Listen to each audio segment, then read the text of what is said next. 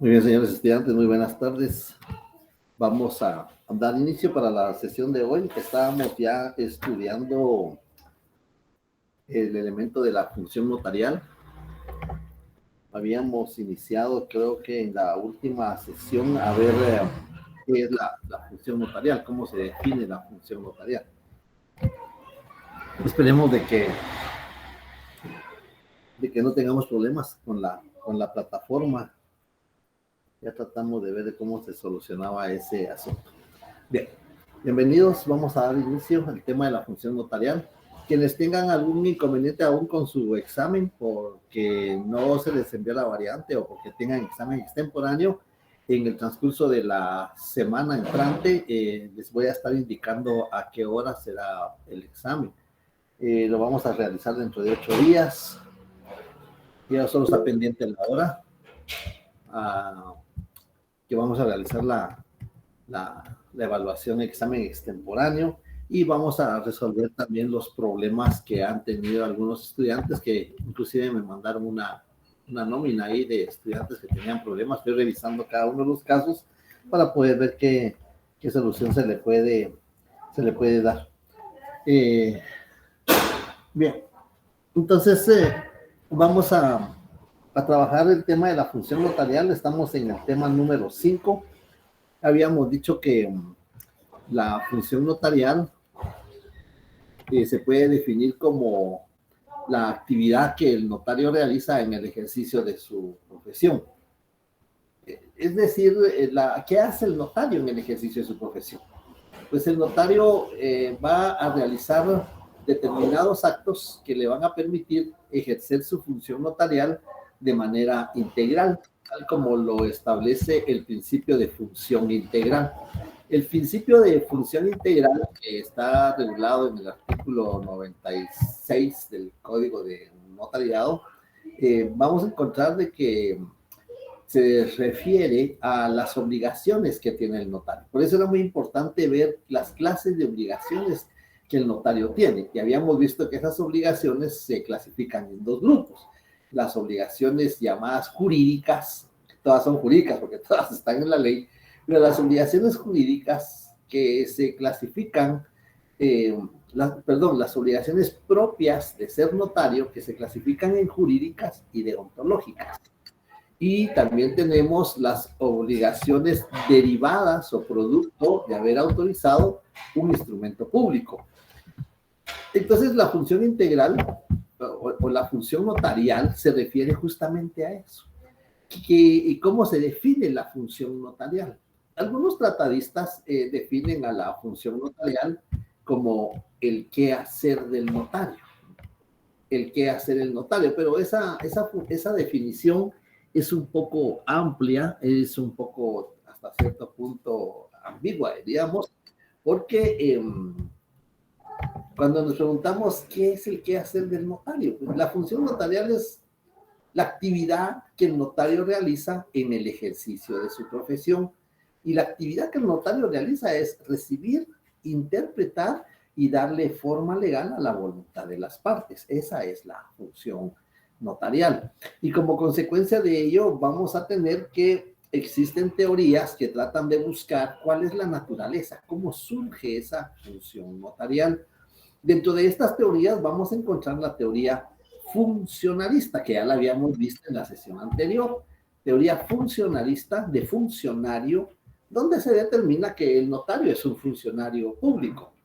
Sin embargo, nosotros hemos visto que en sí, propiamente en el sentido stricto sensu, el notario no es un funcionario público porque no pertenece a la organización estatal, no recibe sueldo del Estado, no tiene un horario.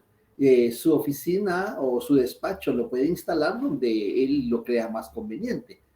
Entonces, esos son elementos que lo van a caracterizar como que no es un funcionario del Estado. Sin embargo, la teoría funcionalista, lo que se basa para sustentar que el notario es un funcionario es debido a la fe pública que recibe del Estado. Y justamente cuando leemos nuestro tan mentado artículo 154 de la Constitución Política de la República, nos damos cuenta que no todo se adapta a la función del notario. Pues lo que se adapta a la función del notario es que tiene que prestar juramento para poder ejercer esa función, que su actividad no puede delegarla, no puede delegar la función del notario. Es la fe pública es personal, es decir, solo el notario puede ejercer, desarrollar y materializar la fe pública. Entonces, la fe pública es personal. Y como consecuencia de eso, vemos que sí hay unos elementos del artículo 154 que sí se adaptan a la función del notario. Además de eso, hay otros artículos donde se determina que el notario es un funcionario. Vimos, por ejemplo, el artículo 92 del Código Civil, donde regula funcionarios que autorizan el matrimonio. Ya cuando está el calificativo de funcionarios y leemos el contenido del artículo 92 del Código Civil, nos vamos a dar cuenta que ahí está el notario también. Y en las disposiciones generales, disposiciones finales del Código Penal, en el numeral Romanos 1, vamos a encontrar que el funcionario, ahí se define que es un funcionario. Y lo vimos en las sesiones anteriores, leímos este numeral, donde ahí se puede determinar qué es un funcionario. Vimos que en las disposiciones generales del Código Penal encontramos, vamos a buscarlo aquí para leerlo.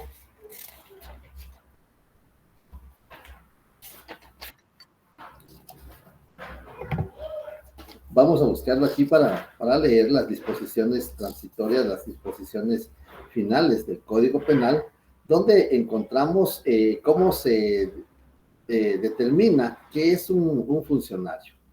Aquí lo encontramos. En las disposiciones finales, en el numeral 1, vamos a encontrar disposiciones generales del Código Penal. Para los efectos penales se entiende. 2. Por funcionario público. Aquí es donde tenemos la teoría funcionarista, porque vamos a encontrar que dice o que regula toda persona que ocupe un cargo legislativo, ejecutivo, administrativo o judicial, ya sea designado o elegido, permanente o temporal, remunerado u honorario, sea cual sea la antigüedad de esa persona en el cargo. Eso no se nos aplica. En el numeral 2, toda persona que desempeñe una función pública, aquí sí se nos aplica, toda persona que desempeñe una función pública, incluso para un organismo público o una empresa pública, o que preste un servicio público. Entonces ahí tenemos la teoría funcionarista. Cuando en el examen técnico profesional hemos preguntado el fundamento de esa teoría funcionalista, si está regulada en la legislación guatemalteca, sí está regulada en la legislación guatemalteca. Y entonces vemos ahí que encontramos regulada la teoría funcionalista, de funcionario. Y vamos a encontrar también en el artículo 27 las agravantes, donde vamos a encontrar el abuso de autoridad. Y en el abuso de la autoridad, también se encuadra la figura del notario, porque está haciendo uso de la fe pública y como consecuencia está defraudando al Estado y está haciendo abuso de autoridad. Bien, entonces vemos ahí que sí hay elementos jurídicos donde se regula la teoría funcionarista, de funcionario. Y esa es una de las teorías que viene de, acuérdense que en la antigüedad, en los templos sacerdotales, era donde se instruía a los escribanos y estaban muy arraigados a la oligarquía, a la clase que gobierna.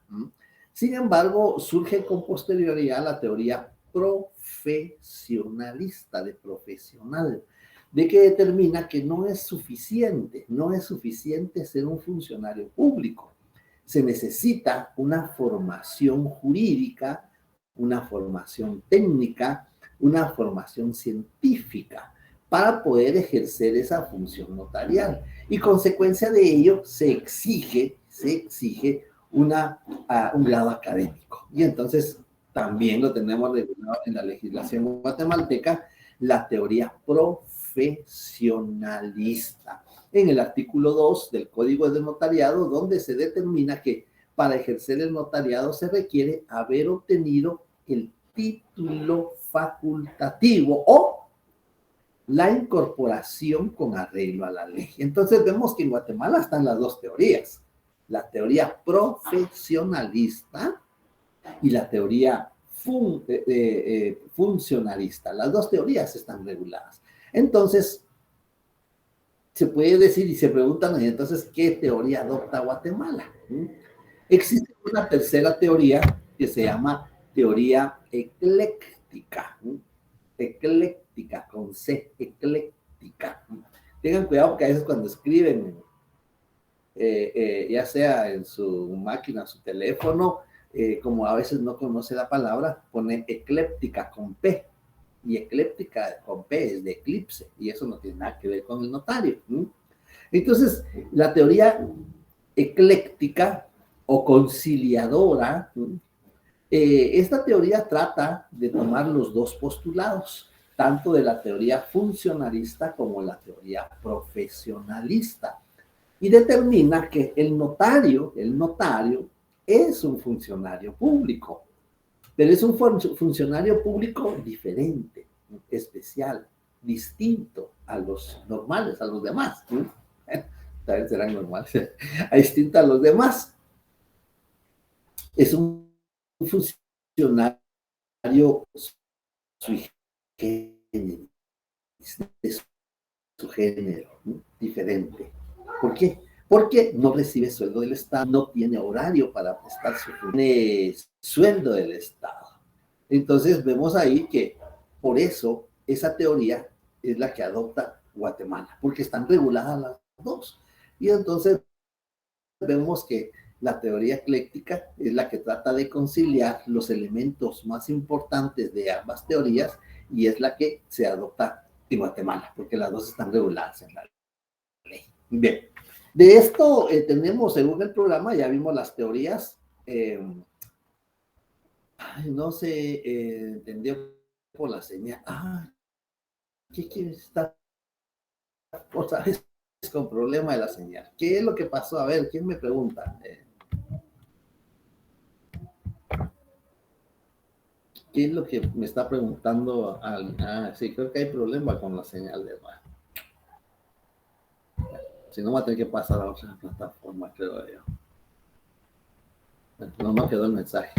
Las dos teorías, la funcionalista y la profesionalista, están reguladas en la legislación guatemalteca. Están reguladas porque en el Código Penal, en la Constitución Política de la República,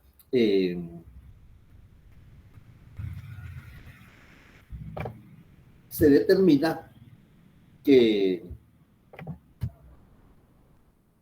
el notario es un funcionario público, la teoría funcionalista, y la teoría profesionalista en el artículo 2, en la que se establece que para ejercer el notariado se requiere haber obtenido el título facultativo o su incorporación con arreglo a la ley. Bien. Luego tenemos el encuadramiento. ¿Qué es el encuadramiento? El encuadramiento es cuando ya tenemos el título facultativo y nos preguntamos ahora dónde vamos a ejercer. Ya egresé de la universidad, ya soy notario. ¿Qué voy a hacer ahora? ¿Dónde voy a ejercer? Bueno, pues eso es el encuadramiento, la forma en la cual el notario va a ejercer o va a aplicar los conocimientos adquiridos y va a ejercer su profesión. Ese es el encuadramiento. Y la actividad se puede encuadrar la función notarial en su oficina, su notaría, su despacho, su estudio, como quiera llamarle, va a instalar su oficina y ahí va a atender a sus clientes. Son ellos los que le van a pagar los estipendios o los honorarios y son ellos los que van a necesitar o a requerir de esa función notarial. Entonces, eso es el encuadramiento de la función notarial en la actividad del en forma liberal. También se puede encuadrar en la actividad del Estado, solo que con la actividad del Estado sí tenemos que tener mucho cuidado, porque en la actividad del Estado no ejercemos el notariado. Acordémonos que no pueden ejercer el notariado los empleados o funcionarios del organismo ejecutivo y judicial. Entonces, en la actividad del Estado no podemos ejercer la función notarial, porque si recibimos sueldo del Estado, no podríamos ejercer la profesión. Y entonces, ¿qué es lo que hacemos? Pues lo que hacemos son dictámenes, opiniones, solo asesoramos, solo somos un asesor, solo somos un consultor, pero no podemos autorizar instrumentos públicos porque no podemos, porque recibimos sueldo del Estado y no podemos ejercer totalmente la función notarial. Solo se nos encomienda emitir un dictamen, emitir una opinión, asesorar en algún instrumento público, algún negocio en el cual le interesa a la institución pública que le estamos prestando nuestros servicios profesionales. Entonces, eso es en la actividad del Estado. No podemos prácticamente ejercer la función notarial, solo como asesores. Entonces tenemos también un encuadramiento mixto. Un encuadramiento mixto se refiere cuando el notario está al servicio del Estado por un medio tiempo y el otro medio tiempo lo ejerce en la esfera de los particulares. Todo eso tiene su fundamento jurídico en los artículos, en el artículo 6 del Código de Notariado. Como ya vimos que aquí está regulado las funciones, los judici castulari, que eran los jueces notarios, pero también están consignados en el artículo 6, en el numeral 3. Los empleados que estén instituidos, es el artículo 6, numeral 3, los empleados que estén instituidos precisamente para el ejercicio de funciones notariales, las que no podrán ejercer con carácter particular.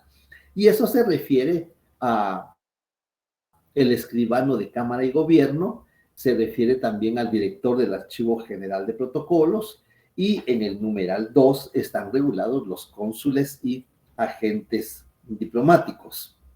El encuadramiento mixto lo vamos a encontrar en el artículo 5.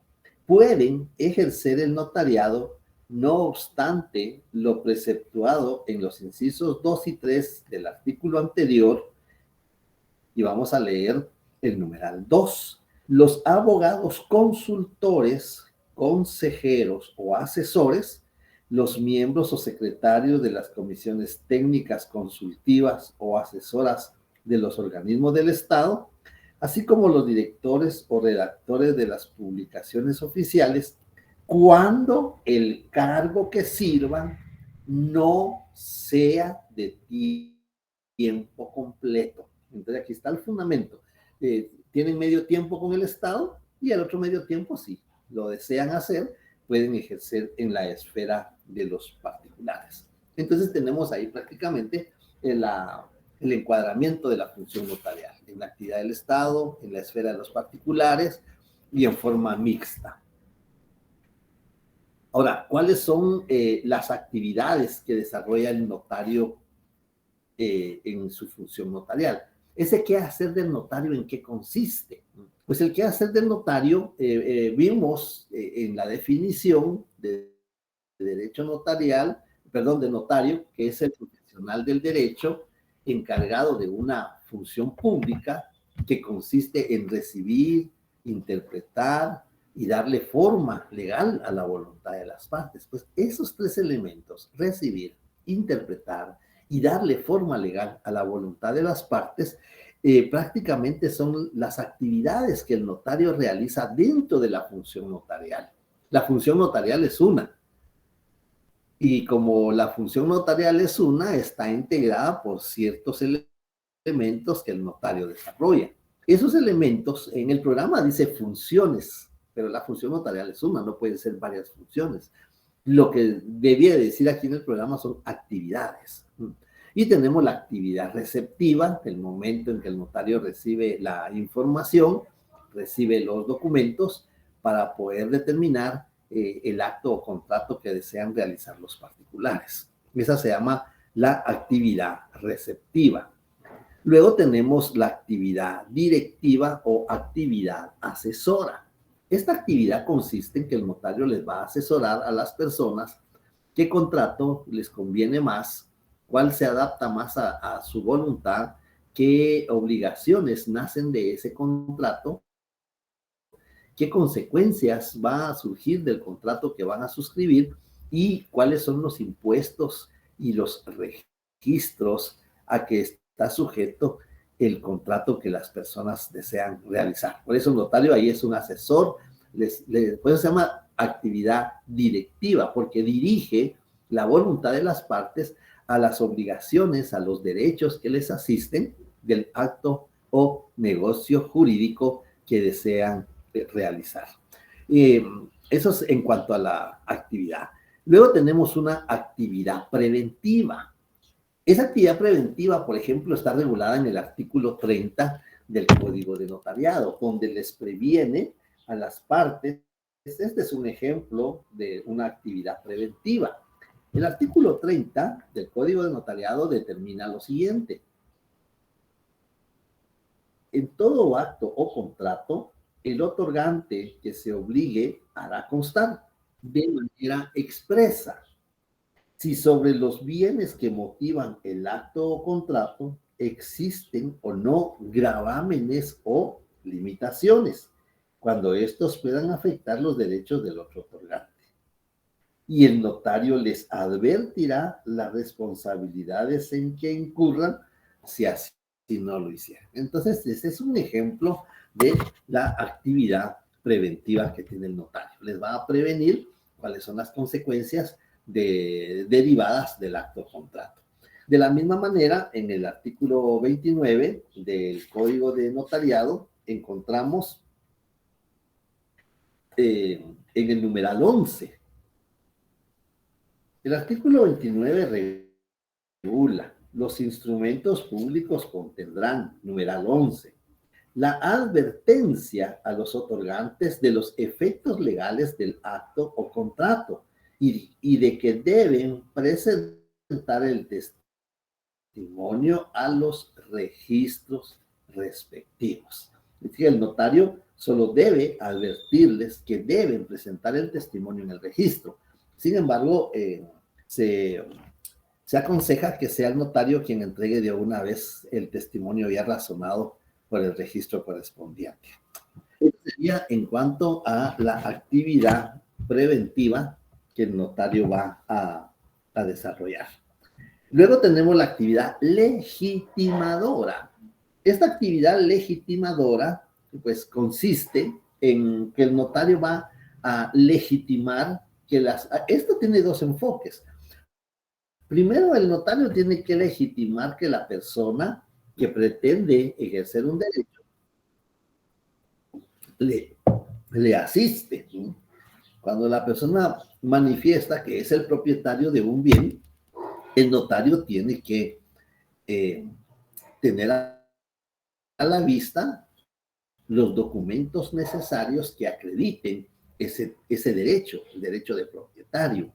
Si ejerce una representación, el notario tiene que tener a la vista los documentos que acrediten la representación y el notario va a determinar esta circunstancia, como lo regula el artículo 29, en el numeral 5. Los instrumentos públicos contendrán 5. Razón de haber tenido a la vista los documentos fehacientes que acrediten la representación legal de los comparecientes en nombre de otro, describiéndolos e indicando lugar, fecha y funcionario o notario que los autoriza. Hará constar que dicha representación es suficiente conforme a la ley y a su juicio para el acto o contrato. Eso por una parte en la actividad legitimadora. Va a legitimar que la persona es el titular del derecho. Por eso yo creo que hay algunas escrituras donde se consigna, manifiesta al vendedor que es legítimo propietario. Pues ese calificativo de legítimo está de más. Entonces, ahí vemos esa actividad. También en el artículo 29, numeral 8. En el artículo 29 también está esta actividad legitimadora. La fe de haber tenido a la vista los títulos y comprobantes que correspondan según la naturaleza del acto o contrato. Entonces, ahí está la actividad legitimadora. El notario va a legitimar, es decir, va a calificar que la persona que pretende ejercer un derecho, ¿qué derecho? Derecho de propietario, derecho de acreedor, derecho de usufructuario, derecho, tiene que acreditar, tiene que demostrar con documentos de dónde emana ese derecho. Entonces, por eso es la actividad legitimadora. Aparte de eso, tiene que también legitimar si está facultado para realizar el acto o contrato. Si la persona no está facultada, por ejemplo, si llega una persona y le dice, licenciado, yo soy mandatario de Juan Pérez y voy a vender el inmueble, tiene cláusula especial. Ese mandato, por disposición de la ley, tiene que tener cláusula especial para gravar y enajenar los bienes del mandante. Esa es parte de la actividad legitimadora.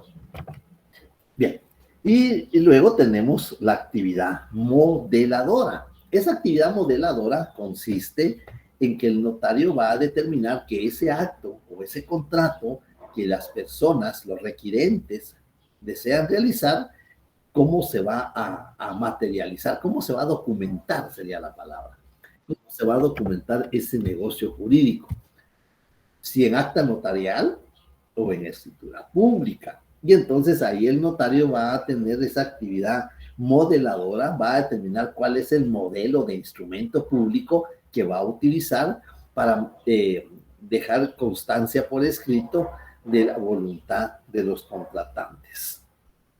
Y por último tenemos la actividad autenticadora.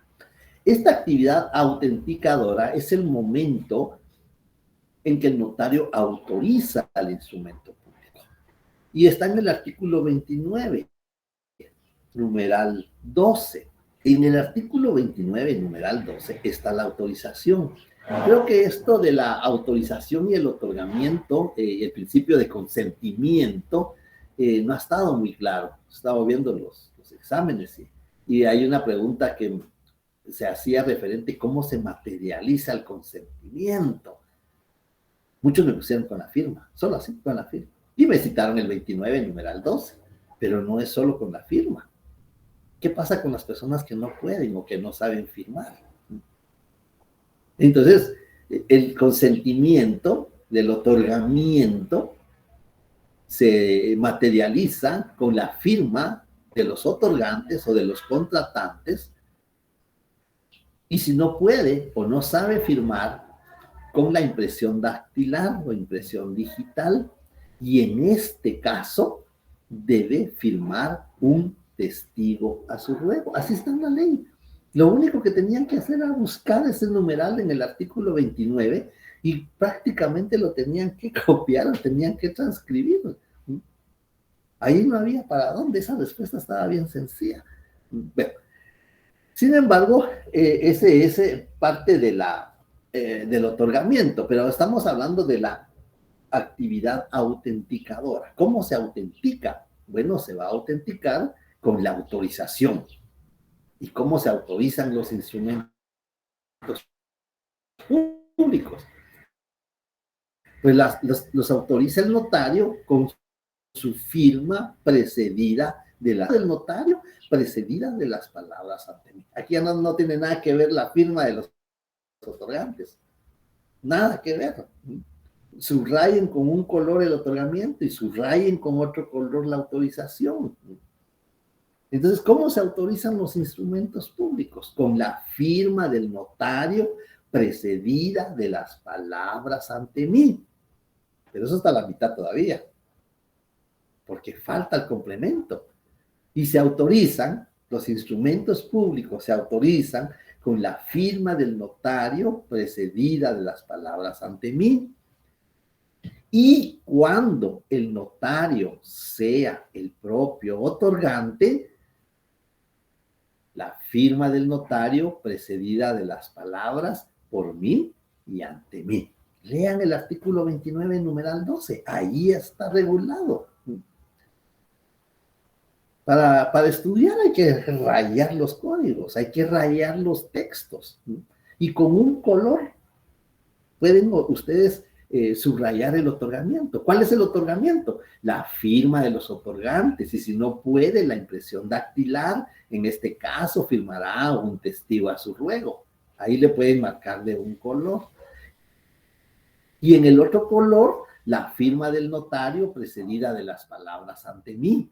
Y cuando el notario sea el propio otorgante, precedida de las palabras por mí y ante mí. Ahí está. Ahí está prácticamente regulado. Lo que pasa es que hay que estudiar las leyes, ¿no? Solo con lo que explicamos aquí no es suficiente. Bien, y entonces ya que vimos qué es la función notarial, cuáles son las teorías que tratan de explicar su origen o su naturaleza, ya vimos cuáles son las actividades que el notario realiza en la función notarial. Ahora veamos para qué es la función notarial. Si ya sabemos qué es, si ya sabemos qué hace el notario, ya sabemos de dónde puede provenir, porque los tratadistas aún no se han puesto de acuerdo, pero de dónde puede surgir, de dónde puede emanar la función notarial, las tres teorías, funcionalista, profesionalista y la ecléctica o conciliadora. Ahora veamos para qué sirve la función notarial. ¿Cuál es la finalidad de la función notarial?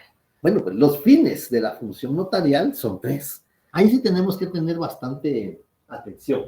Los fines de la función notarial son tres, ¿no? Y los fines son la seguridad jurídica.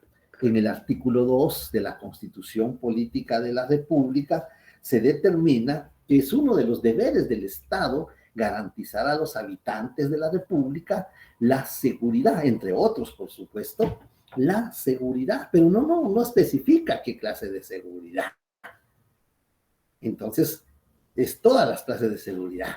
Seguridad laboral, seguridad económica, seguridad social, seguridad, todas las clases de seguridad ciudadana, todas las clases de seguridad, porque está en el sentido amplio. Sin embargo, a nosotros nos interesa la seguridad jurídica de los actos o contratos que autoriza el notario. A eso es lo que nos interesa. Y entonces vemos que ese es uno de los fines de la función notarial. Eso es lo que persigue la función notarial, darle seguridad jurídica a los actos o contratos que el notario autoriza. Y eso está regulado en la Constitución Política de la República. También está regulado en el artículo 186 del Código Procesal Civil y Mercantil, donde se determina que los documentos extendidos por notario producen fe y hacen plena prueba. Producen fe porque están robustecidos con esa presunción de veracidad. Se presume que son verídicos. Hacen plena prueba.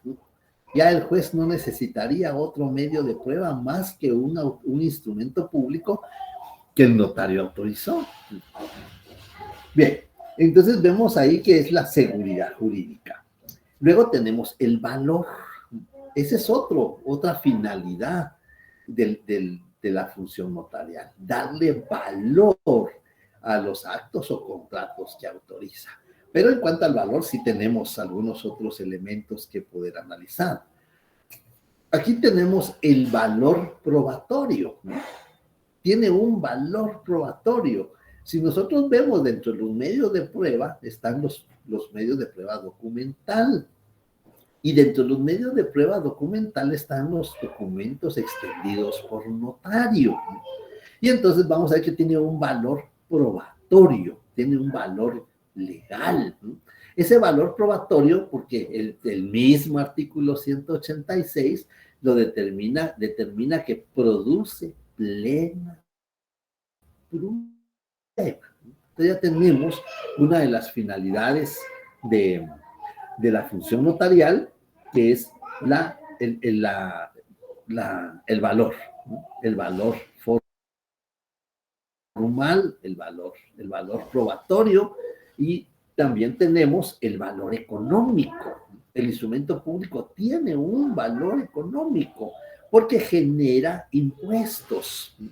Los actos o contratos que autoriza el notario, en la mayoría de las veces, se encuentran sujetos al pago de impuestos.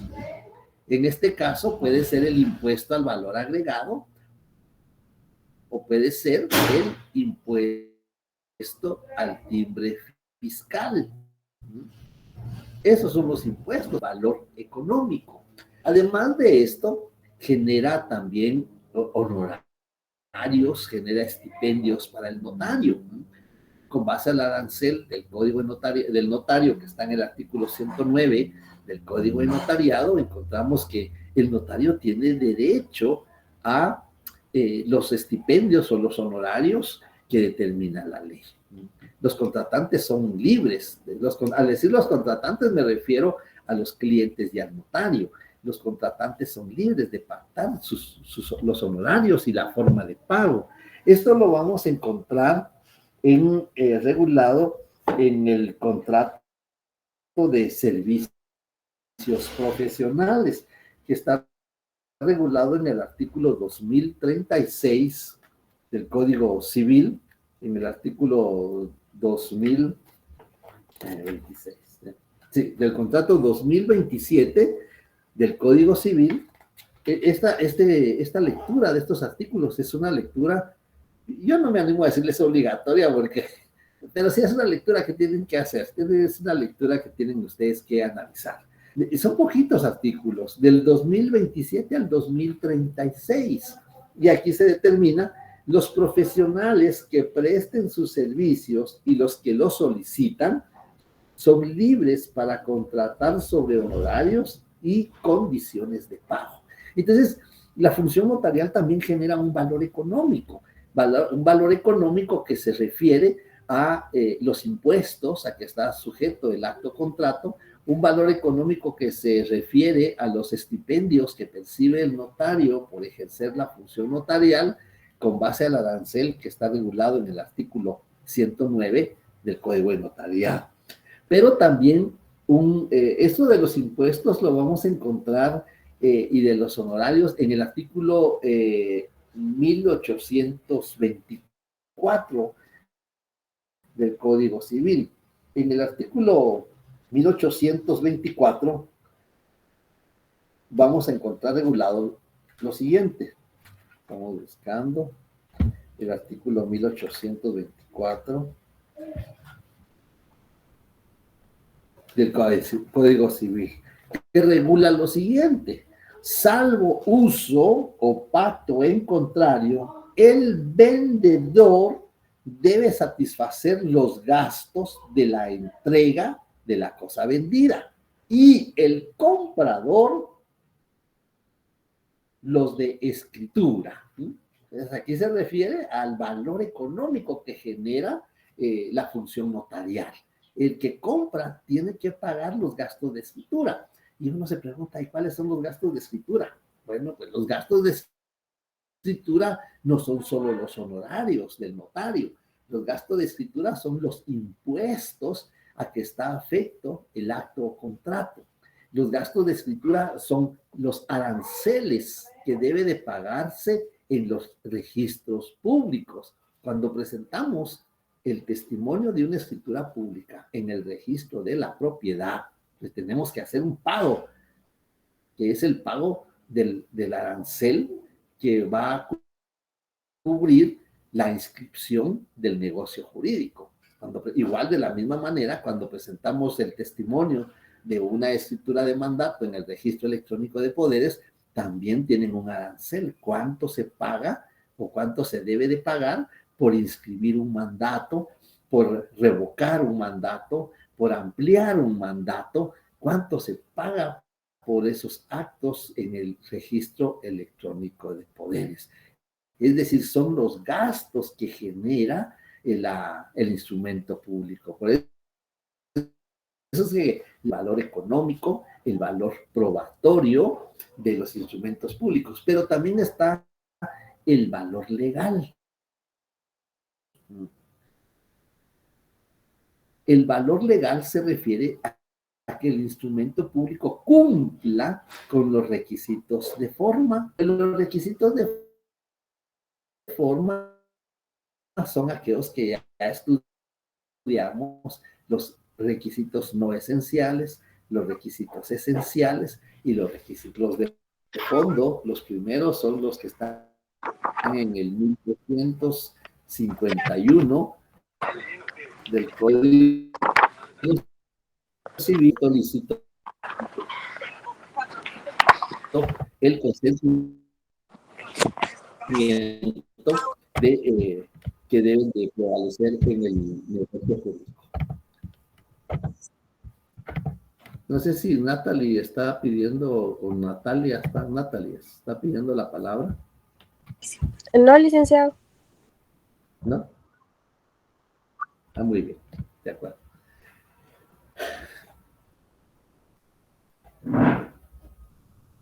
Bien. Entonces, tenemos ahí las finalidades de la función notarial: la seguridad, el valor, la permanencia. Esa es otra finalidad de la función notarial, la permanencia. ¿A qué se refiere esa finalidad de permanencia? Esa finalidad de permanencia se refiere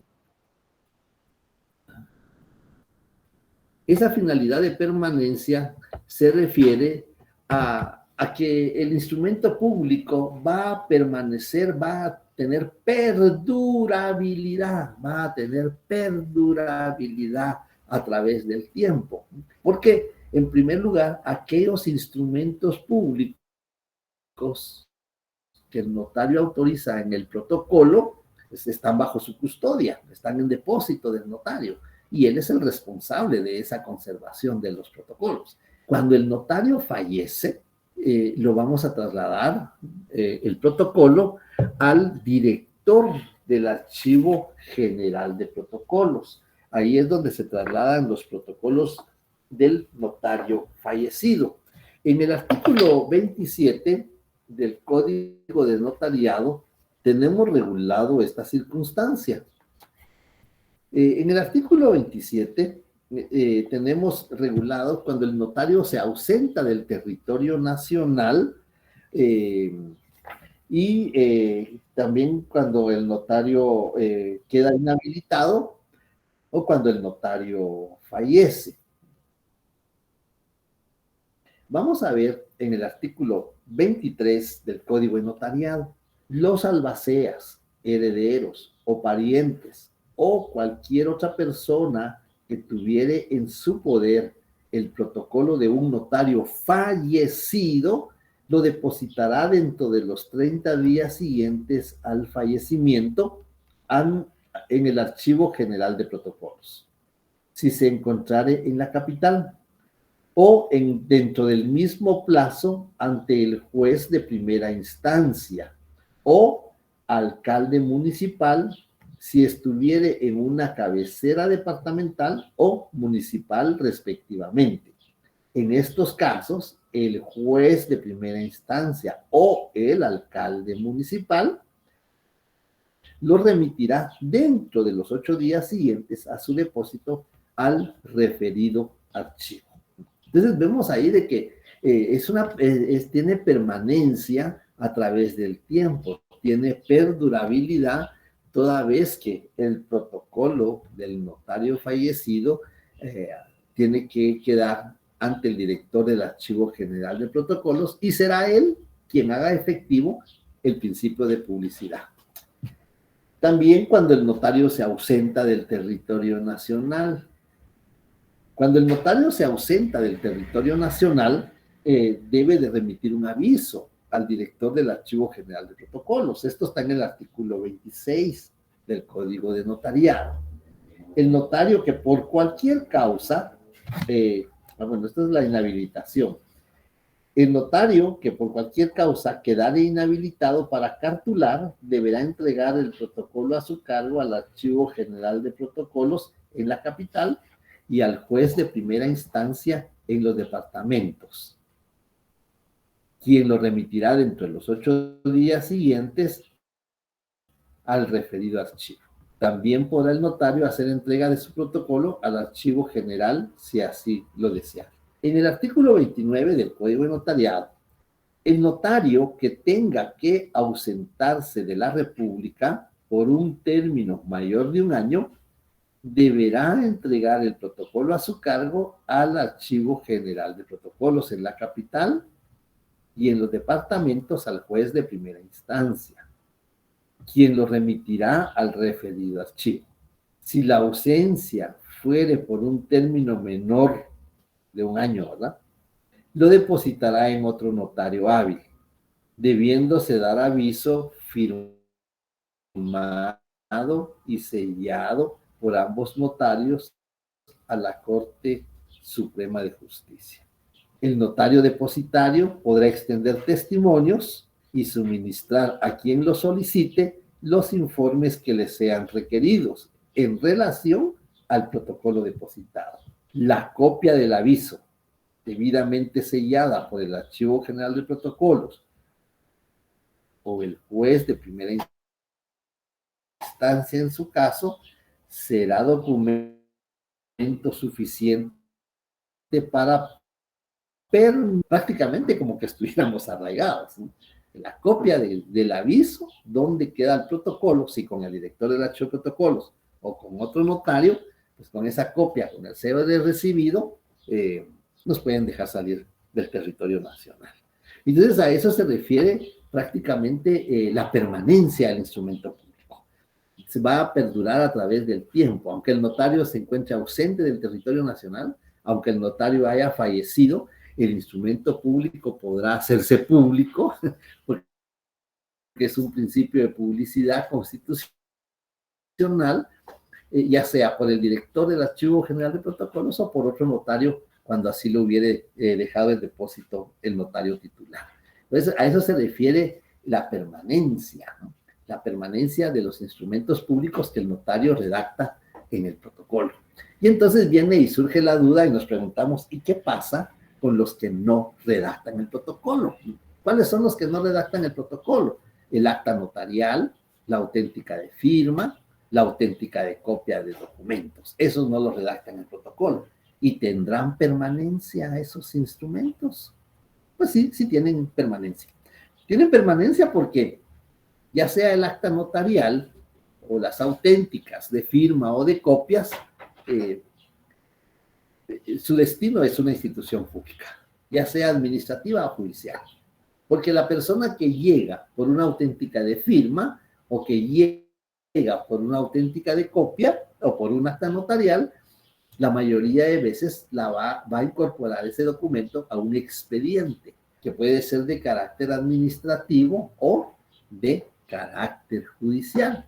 Y entonces los documentos que ingresan a las oficinas públicas, en este caso sería a los expedientes judiciales o administrativos, pues ya no pueden salir de la oficina. Una vez ingresados, ya no pueden salir de la oficina.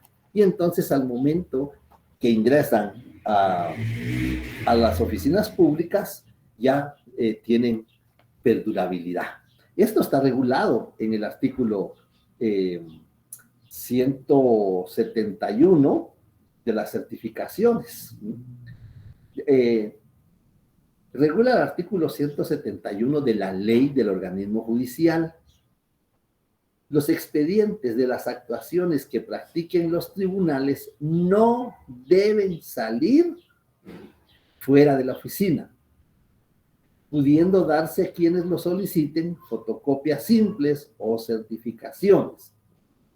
Además de eso, también en el artículo 176 de la misma ley del organismo judicial, cuando las partes necesiten sacar de las actuaciones en curso los testimonios o documentos que hubieran presentado, se les mandará devolver dejándolos certificados en las actuaciones, mediante la presentación por parte del solicitante de copia certificada o legalizada por notario. Es decir, que sí hay perdurabilidad en los instrumentos públicos que el notario autoriza fuera del protocolo, que son el acta notarial, la auténtica de firma, la auténtica de copia de documentos.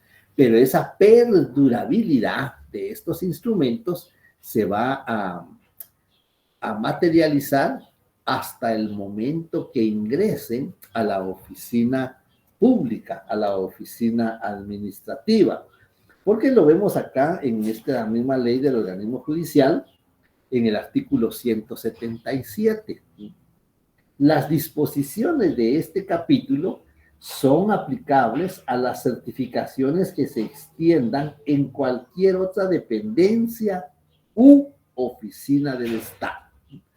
Así es de que los documentos que ingresan a los expedientes de oficinas públicas, administrativas o judiciales no pueden salir.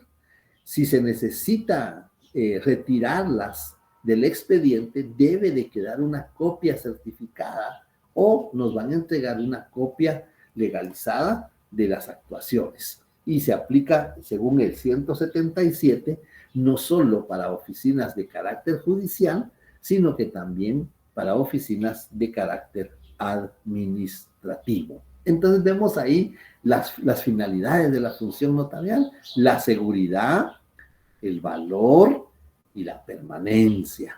La seguridad, ya mencionamos, la seguridad jurídica. El valor, vimos que tiene valor formal, tiene valor probatorio, tiene valor económico. Y la permanencia se puede dar en los instrumentos autorizados en el protocolo en forma inmediata, porque están bajo custodia del notario por tener el protocolo en depósito, y también en los instrumentos públicos autorizados fuera del protocolo, solo que la permanencia se va a producir hasta que la persona ingrese a la oficina, al expediente que está en la oficina administrativa, esos instrumentos públicos. Entonces vemos ahí que ya tenemos el tema de la función notarial, vimos la definición, vimos las teorías que tratan de explicar su naturaleza, vimos el encuadramiento, las actividades que realiza el notario y vimos la finalidad de la función notarial. No sé si hay alguna duda, algún comentario, alguna observación que alguno de ustedes quiera plantear. Pues, le dejaría un par de minutos para que puedan hacer su intervención.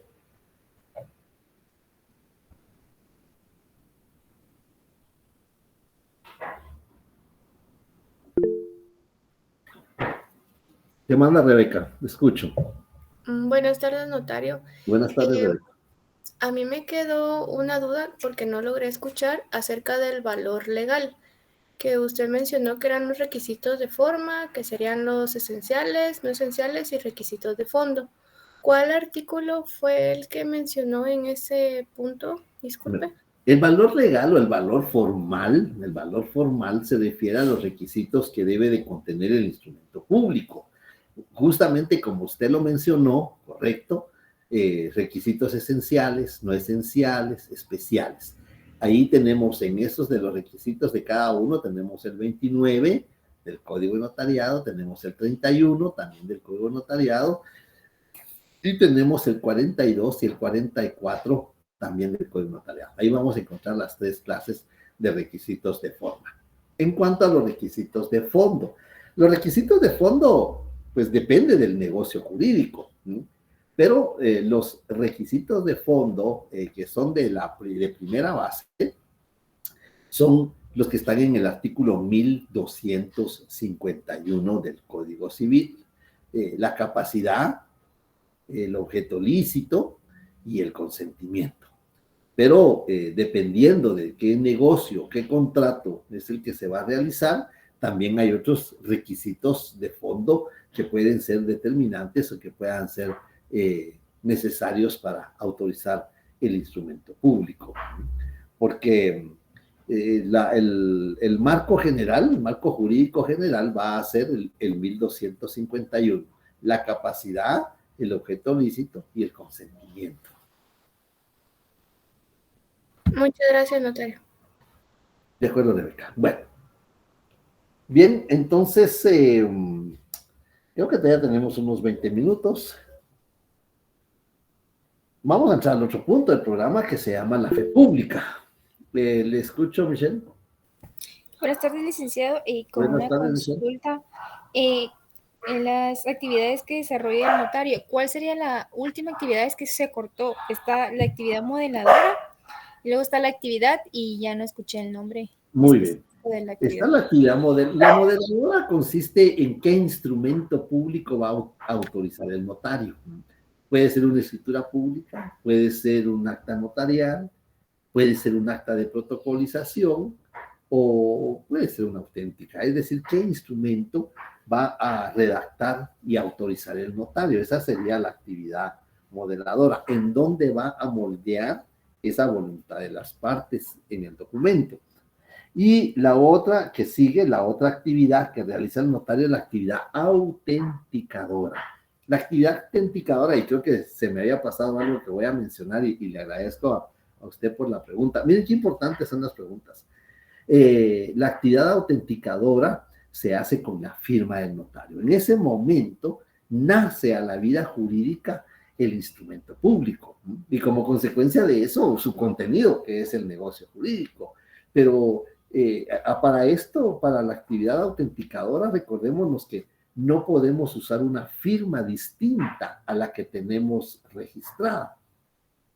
La semana pasada estuve dando una conferencia en el registro mercantil y alguien me decía, mire, pero es que a mí me rechazaron mi documento porque la firma no corresponde, porque yo le decía, las personas pueden firmar como quieran, porque el notario tiene fe pública. Yo no sé por qué hay unos funcionarios que dicen es que tiene que firmar como está en el DPI. No le digo yo, disculpe, pero en primer lugar yo tengo fe pública. Y si yo tengo fe pública, estoy diciendo que él firmó ante mí, es porque él firmó ante mí. En primer lugar. En segundo lugar, la firma cambia. Eso lo hemos platicado. La firma cambia. No es lo mismo firmar en la mañana cuando uno está fresco, está recién desayunado y listo para ejercer la actividad, que ir firmando como a las 2, 3 de la tarde, después de salir de tribunales, después de ir al registro, después de estar en el tráfico y llegar a firmar un documento. No es la misma firma, cambia. Esos son por cuestiones externas. Por cuestiones internas, la firma puede cambiar por la edad de la persona, la firma puede cambiar por alguna enfermedad que tenga la persona. Es más, si la persona era diestra y se lesiona la mano derecha, pero puede firmar con la mano izquierda y no le va a salir la firma como eso. Entonces yo no sé por qué hay funcionarios, yo se los dije ahí, le digo, mire, les encargo, la persona no tiene la obligación de firmar como está en el documento personal de identificación. Y alguien me dice, mire, pero, ¿y los cheques? Ah, bueno, pues que los cheques sí tienen una firma registrada. Ahí hay otra clase de seguridad. Pero la persona puede firmar como quiera firmar porque no hay un registro de firmas. Lo que hay es un registro de personas, donde se va a registrar la edad, el nombre, la nacionalidad, la fecha de nacimiento, sus padres, si es casado, si es soltero. Eso es lo que se va a registrar. Pero la firma no. Bueno, en el banco sí tienen razón, porque por motivo de seguridad, por los cheques, que casi no se usan, pero la persona puede firmar como quiera.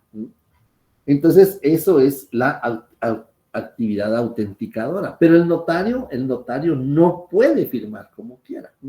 Aunque yo sé que la firma cambia, como les dije, por la edad. Y es más, yo todavía le digo, a mí ya me pasó, presenté el testimonio de una escritura en el segundo registro nacional de Quetzaltenango, y me lo suspenden porque la firma ya no era.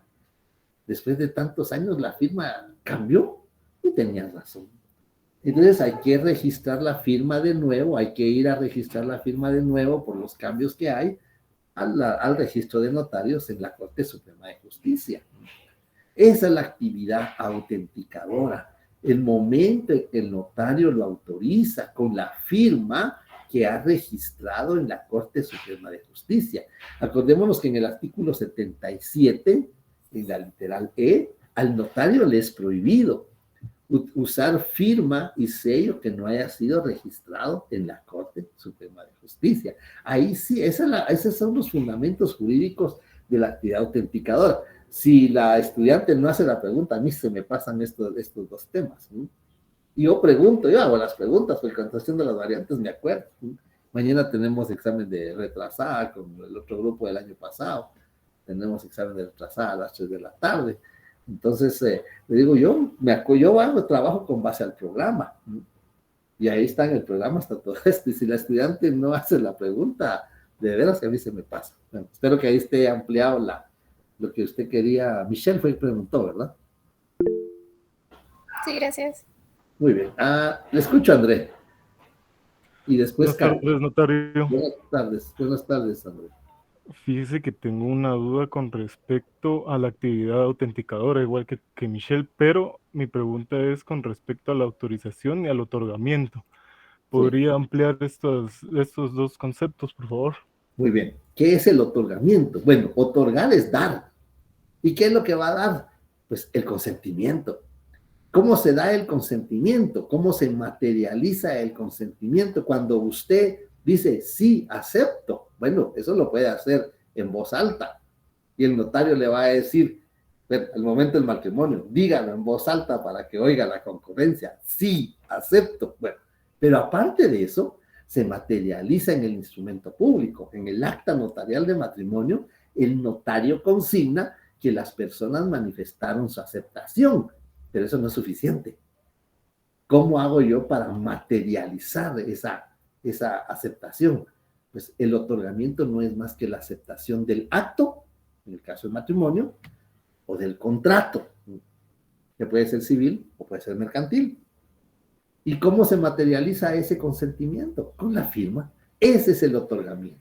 El otorgamiento es el momento que las personas contratantes firman, porque la firma, y algunos me lo escribieron en el examen, la firma es la representación gráfica del consentimiento. Cuando la persona no puede o no sabe firmar, ese consentimiento ya no va a ser con la firma, porque no puede o no sabe. Va a ser con la impresión dactilar del dedo pulgar derecho.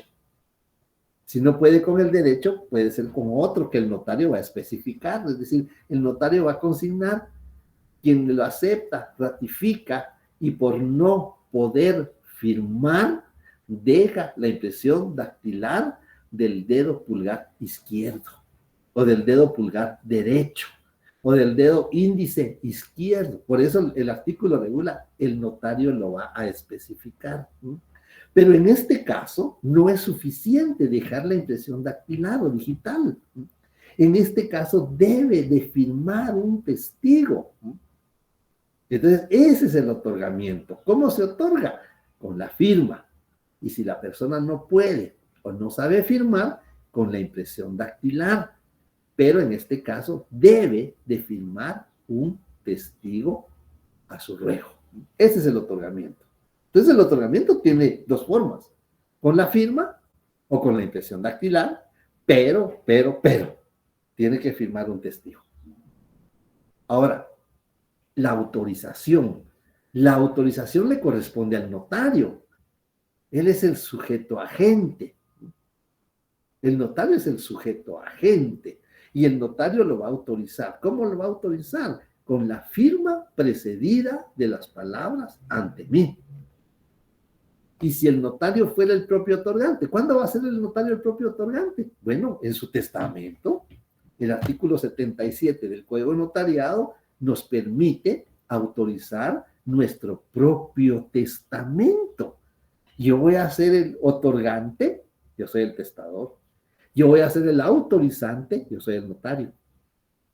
Y entonces en ese caso se va a autorizar con la firma del notario precedida de las palabras por mí y ante mí.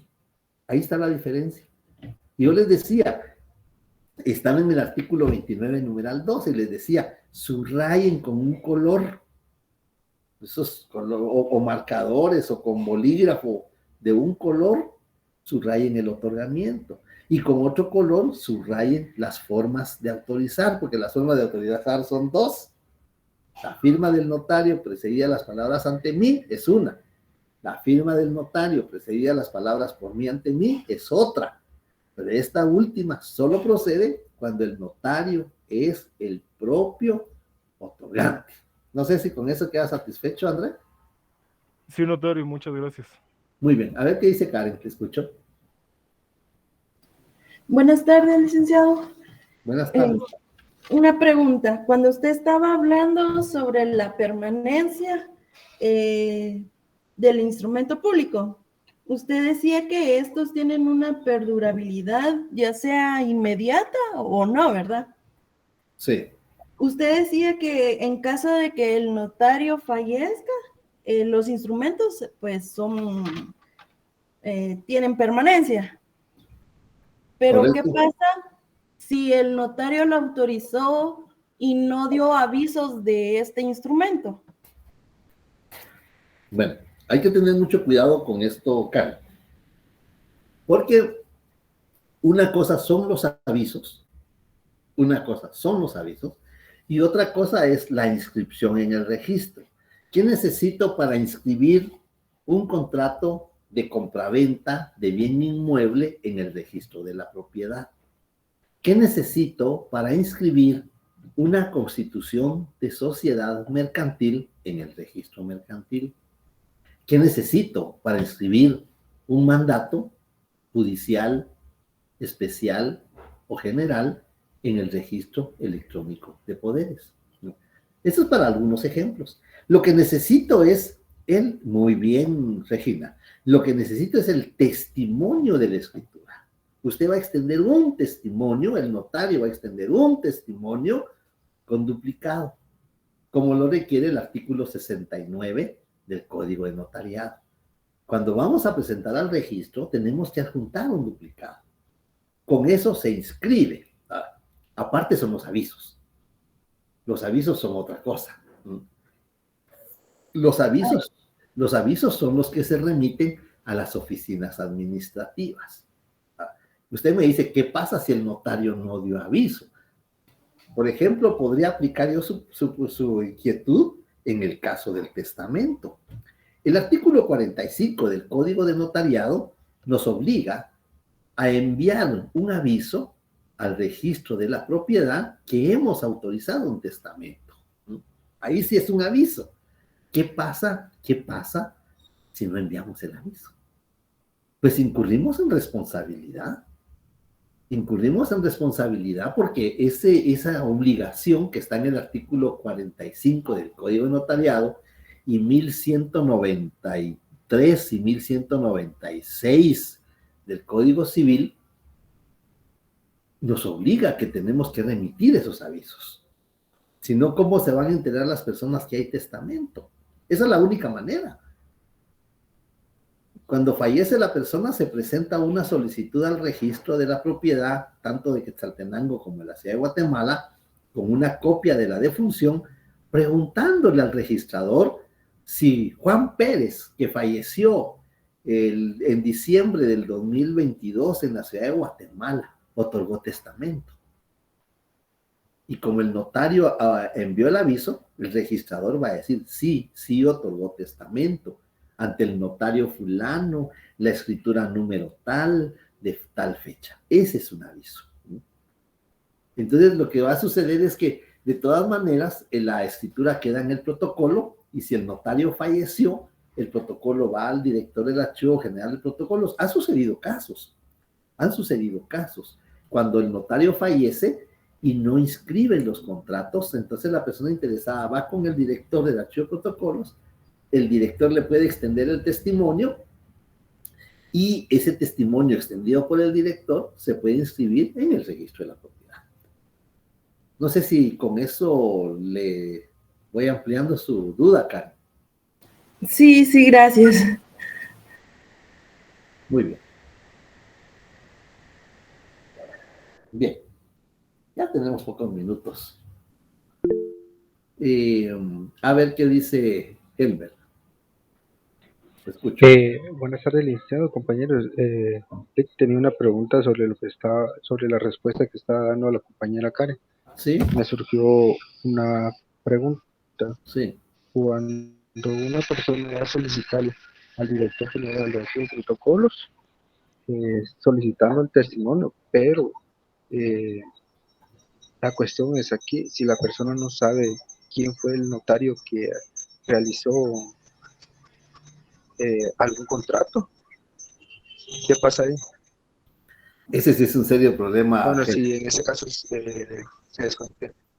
Ese sí es un serio problema, porque si no sabemos quién fue el notario, y aunque supiéramos quién fue el notario, pero si no sabemos en qué año fue ese contrato, se nos va a dificultar. Porque si no está inscrito en el registro correspondiente, que puede ser cualquiera de los que yo cité cuando le di respuesta a Karen, vamos a tener un serio problema para saber qué notario autorizó el testamento, el instrumento público. En el caso del testamento no habría mucho problema porque el registrador de la propiedad nos va a avisar qué notario fue.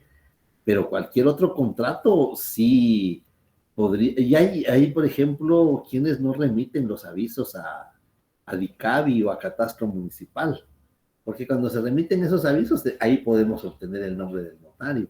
Pero si no tenemos el nombre del notario, eso sí nos sería bien difícil. Por eso yo les decía cuando vimos el principio de publicidad, que hay muchos notarios que consignan ante mí, notario, comparece, pero no consignan el nombre. Y entonces, ¿cómo voy a saber yo qué notario autorizó si no tenemos obligación de consignar el sello? Porque el artículo 29, numeral 12, solo exige la firma del notario precedida de las palabras ante mí. Y la mayoría de firmas del notario son ilegibles. ¿La firma de ustedes es legible o ilegible? Es decir, ¿se lee su nombre y sus apellidos o no se lee? Entonces, la mayoría de firmas son ilegibles. Y si el notario no consigna ante mí, Juan Pérez, comparece, yo no voy a saber quién es el notario que lo autorizó. Si solo consigno ante el infrascrito notario, comparece, ¿cómo voy a saber yo quién notario lo autorizó?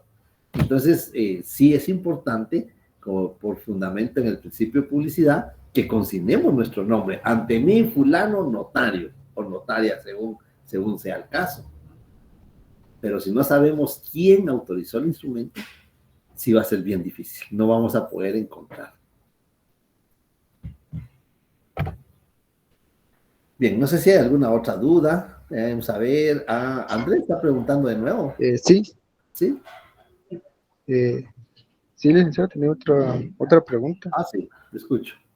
Sí, la voy a reformular. En este caso, cuando una institución rechaza alguna inscripción con base a la firma, ¿qué se procede? ¿Realizar nuevamente el instrumento público? Cuando rechaza el instrumento en el registro, ¿por qué me dice? Por la firma. Sí, por la firma de los otorgantes, que como usted estaba mencionando, que tiene que ser la misma que aparece ahí en el TPI. La verdad es que no, el registro no tendría que rechazarlo por la firma. El registro no tendría que rechazar por la firma porque ellos no saben cómo firma la persona. A mí me sucedió, en lo personal me sucedió un caso muy particular. Hace muchos años, hace como unos 8 o 9 años, yo autoricé una escritura de donación entre vivos a título gratuito. El papá le donó al hijo menor de edad. Y cuando presenté el testimonio en el registro, como nunca lo operaban, yo fui a indagar qué pasaba, porque no operaban el testimonio. Y me dice la encargada, me dice, mire, lo que pasa es que el que donó, cuando compró hace no sé cuántos años, firmó de una manera. Y ahora que donó al hijo, firmó de otra manera, me dice. Entonces tenemos duda en la firma. La verdad es que yo creo que era una cuestión puramente personal. Y entonces le digo a la notaria, bueno, ¿y usted qué sugiere para resolver el problema? Que venga su cliente, me dijo. Bien, claro, lo traigo. Traigo a mi cliente. Usted me dice, ¿qué día nos va a recibir? Yo traigo a mi cliente, llevé a mi cliente y le preguntó y le dijo, mire, ¿por qué usted firmó aquí diferente que cuando... Es que esa mi firma no me gustaba, me la cambié, le dijo. A mí no me gustaba la firma que hice porque la hice rápido. Ya con el tiempo fui mejorando mi firma y la cambié. Y lo hizo firmar 5 o 6 veces una hoja y le dijo, ¿y usted lo donó? Sí, yo lo doné, sí, yo soy el dueño. Yo creo que era una cuestión puramente personal, pero la verdad es que no tendrían por qué rechazarlo por eso. Sí, Tal vez lo pueden rechazar porque la firma del notario ya no corresponda, así como me pasó en Quetzaltenango, pues ahí sí lo reconozco. Yo cuando veo mi firma de hace 20, 25 años y veo mi firma actual, digo, sí, tienen razón, mi firma ya cambió. Ahí sí. Alguien me está preguntando, dice que tiene dudas sobre los testimonios compulsados en el Registro General de la Propiedad y Archivo General de Protocolos por revocación de donación entre vivos y tenemos indicios de falsedad. ¿Cómo podemos ver si existe la escritura pública? Bueno, aquí tendríamos que aplicar el artículo 186 del Código Procesal Civil y Mercantil. Los documentos extendidos por notario producen fe y hacen plena prueba, salvo el derecho de las partes de redarguirlos de nulidad, por nulidad o falsedad. ¿Qué tendría que hacerse? Pues el registro no puede hacer nada. La persona interesada tendría que plantear la nulidad del instrumento público por falsedad. Eso tendría que plantear la nulidad por falsedad. Redarguirlo por falsedad, porque se puede redarguir por nulidad de forma o nulidad de fondo, y se puede redarguir por falsedad material, falsedad ideológica. Pero ahí, vean, eso se ha discutido mucho. Yo digo, mientras esté regulado en la ley que el notario puede compulsar los testimonios, pues nosotros no tenemos por qué dudar del notario. Si hay una persona que duda del notario, tendrá que plantear la nulidad del instrumento público ante un juez de primera instancia, porque es el único que puede declarar que el instrumento es nulo, ya sea que el instrumento es nulo o el instrumento es falso. Pero nosotros, en el registro, las personas particulares, los notarios, nosotros no podemos, solo puede ser un juez y a través de una sentencia.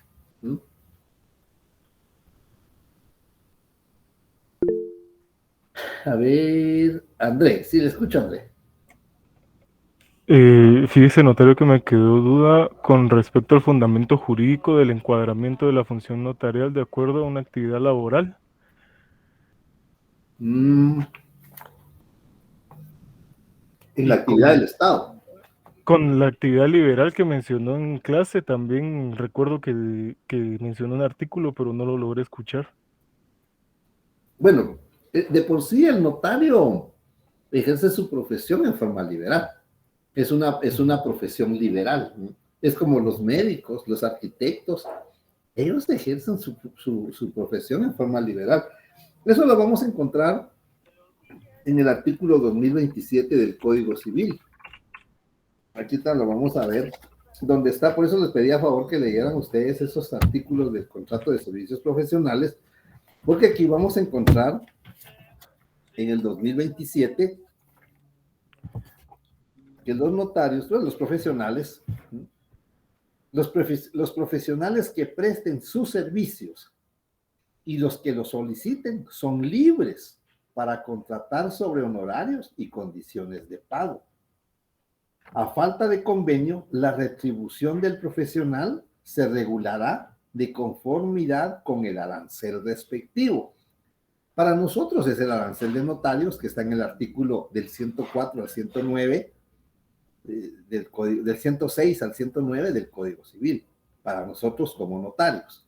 Como abogados hay un arancel de Abogados, que está en el decreto 111-96 del Congreso de la República.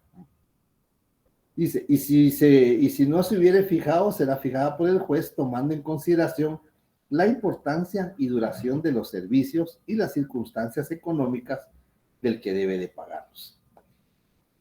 En el artículo 2029, el profesional tiene derecho, además de la retribución, a que se le paguen los gastos que haya hecho con motivo de los servicios prestados, justificándolos y comprobándolos debidamente. Es decir, que aquí en el contrato de servicios profesionales está prácticamente regulado el ejercicio en la actividad de los particulares, es decir, el ejercicio liberal. Y vamos a encontrar en el artículo 2033 del Código Civil, el profesional está obligado a prestar sus servicios con toda dedicación y diligencia, con arreglo a las prescripciones de la ciencia o arte de que se trate, siendo responsable de los daños y perjuicios que cause por dolo, culpa o ignorancia inexcusable o por divulgación de los secretos de su cliente. Es decir, en el contrato de servicios profesionales que está regulado en los artículos 2027 al 2036, está regulada la actividad en forma liberal, es decir, el ejercicio profesional en la esfera de los particulares. A eso se refiere el fundamento. Y en la forma mixta, en el Estado lo vamos a encontrar regulado en el artículo 5 del Código de Notariado. Ahí vamos a encontrar en la actividad del Estado. En el artículo 5, en el numeral 2, los abogados consultores, es que ahí solo vamos a hacer abogados, solo vamos a emitir opiniones y dictámenes, ¿no? No podemos ser notarios, ¿no? Los abogados consultores, consejeros o asesores, ¿no? Ahí estaría regulado en la actividad del Estado. Y en forma mixta está en este mismo artículo numeral 2, en la parte que regula, así como los directores o redactores de las publicaciones oficiales, cuando el cargo que sirvan no sea de tiempo completo. Entonces ahí está regulada las dos, en la actividad del Estado y en forma mixta, mitad con el Estado y mitad con los particulares. No sé si con eso queda satisfecha su duda, Andrés. Sí, muchas gracias, notario. Gracias. Muy bien. Bueno, ya se nos fue el tiempo. Ya solo tenemos prácticamente la clase del lunes, pero quienes tengan problema con su examen primer parcial, yo los voy a estar convocando para el día viernes. Solo quedó pendiente la hora. Los voy a estar convocando para ver de qué manera logramos, los que no les llegó la variante, por alguna circunstancia, yo ya lo estoy revisando, pues les voy a mandar su variante. Los que pidieron examen extemporáneo con su justificación, pues también le voy a mandar su variante. Ahora, los que enviaron el examen tarde, que no les alcanzó los 45 minutos, pues voy a ver cómo están los casos y yo les voy a estar avisando por la vía del correo electrónico. Alguien ya me proporcionó, me envió a mi oficina, me envió una lista de estudiantes que tenía problemas con ese examen y los estoy revisando. Lo que pasa es que los quiero revisar a todos para que podamos trabajar en un grupo de una vez. ¿Sí? Entonces así estaríamos, esa sería la información. Y ya solo el día lunes tendríamos pendiente la clase y estaríamos prestos para poder ir al descanso correspondiente. Si no hay dudas, comentarios, que tengan buena tarde, que estén bien. Gracias, notario. Buena tarde. Feliz tarde. Feliz tarde.